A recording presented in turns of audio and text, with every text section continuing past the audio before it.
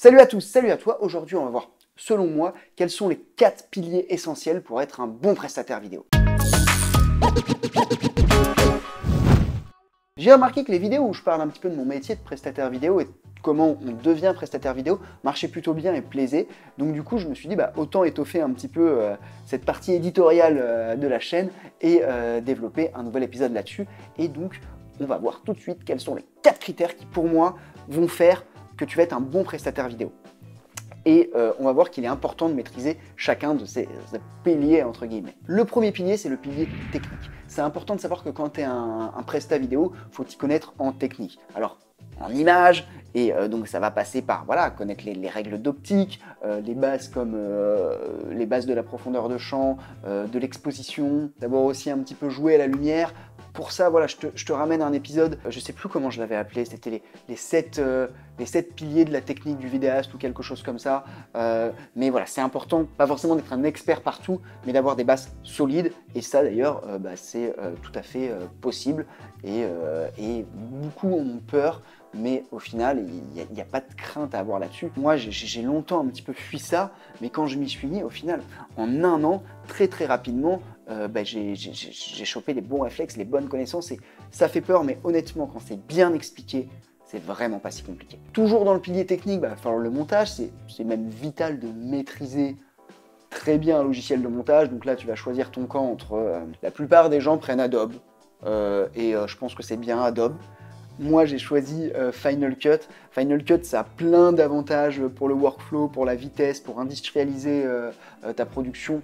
Mais déjà, c'est que sur Mac. Sinon, tu as Avid, mais Avid, là, c'est vraiment très axé télé. Et Avid, c'est... pour un prestataire purement vidéo et pas un monteur, je le déconseille clairement. Et enfin, tu as le Challenger qui commence à bien entrer dans le game, notamment Maximus en parle beaucoup, c'est DaVinci. DaVinci qui va peut-être un petit peu casser la bouche et un petit peu niquer le game. Voilà, en tout cas en logiciel de montage pour l'instant, Adobe est légèrement en tête, DaVinci est plutôt bien placé et Final a quand même sa communauté. Certains disent qu'avec l'Apple ProRes RAW, Final risque de vraiment revenir dans le game. On ne sait pas, mais en tout cas, un de ces 3 logiciels, va falloir que tu le maîtrises. Et enfin, le dernier sous-pilier de ce pilier technique, c'est le matériel. Il va falloir que tu t'y connaisses un petit peu en matériel et que le matériel que tu saches le gérer pour en obtenir le résultat que tu veux et tu saches ce qui est possible de faire avec et aussi quelles sont les limites de ce matériel. Par exemple, filmer en extérieur avec un 6D, c'est pas une super dynamique, un 6D, c'est un peu complexe. Moi j'ai une FS7 pour ça. En revanche, ma FS7, je vais pas l'utiliser quand je dois faire des petits clips, des petits clips d'événements où là on sera plus en run and gun. Là le GH5 avec son stabilisateur, c'est beaucoup plus pratique un GH5 en run and gun qu'une FS7. Donc voilà, c'est connaître ton matériel et savoir ce qui est le plus intéressant dans telle ou telle situation. Le deuxième pilier, c'est le pilier commercial. Et oui, là il va falloir te vendre. Là tu vas être soumis à des problématiques comme comment trouver des clients, à quel prix est-ce que je me vends. J'ai fait une vidéo sur comment faire un devis en vidéo, comment fidéliser ses clients, quel marché attaquer, comment s'arranger pour que le bouche à oreille fonctionne, comment me vendre, quelles sont les offres que je dois faire. Voilà, tout ça, c'est des choses à développer. Moi, ça m'a pris un peu de temps, sachant que je pense que naturellement, j'ai une fibre entrepreneuriale qui m'a quand même aidé. En plus, je viens de la prod à la base, donc la prod, c'est un petit peu plus orienté, commercial et tout. Donc, j'ai eu de la chance de développer ces skills assez facilement, mais voilà, c'est des choses en tout cas qui vont être importantes à développer de ton côté. Comme je t'ai dit, j'ai fait une vidéo déjà qui pourrait être intéressante, c'est comment faire un devis en vidéo où je te présente de manière assez large, mais les différents moyens pour toi de faire un devis et je te présente un peu tous les choix que tu as. Troisième pilier, c'est le pilier créatif. Et là, il va falloir que globalement, alors tu as une demande de créativité qui va du très bas où parfois tu n'auras rien à faire, à l'intermédiaire où parfois tu auras juste un beau cadre à faire, au un peu plus poussé où là tu auras vraiment un travail de réalisateur vidéaste à faire, mais il va falloir booster ce pilier créatif. Alors le pilier créatif, j'ai mis faire une belle image, et là c'est plus tant avec les règles techniques, donc bien gérer son exposition et tout ça, mais plus avec les règles de cadrage, avoir un œil entraîné qui sait tout de suite voilà, prendre une belle image. Pour le montage, ça va être savoir donner du rythme à son montage, savoir quels sont les effets qui marchent plutôt bien, voilà, rendre une vidéo qui soit agréable à consommer et surtout savoir faire quelque chose que le client veut. Hein.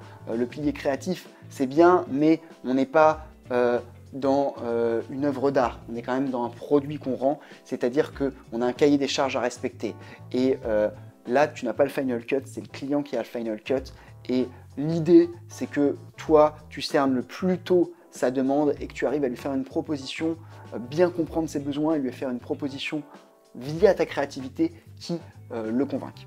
Et ça m'amène justement au dernier pilier. C'est le pilier un petit peu producteur. Alors le pilier producteur, c'est par exemple, voilà, tu as une demande de client qui veut ça, il a ça comme budget. Il va falloir que tu lui fasses une proposition qui à la fois le convainque et à la fois soit rentable pour toi. Après, il y a des cas où parfois il voudra un truc, mais c'est pas possible dans le budget.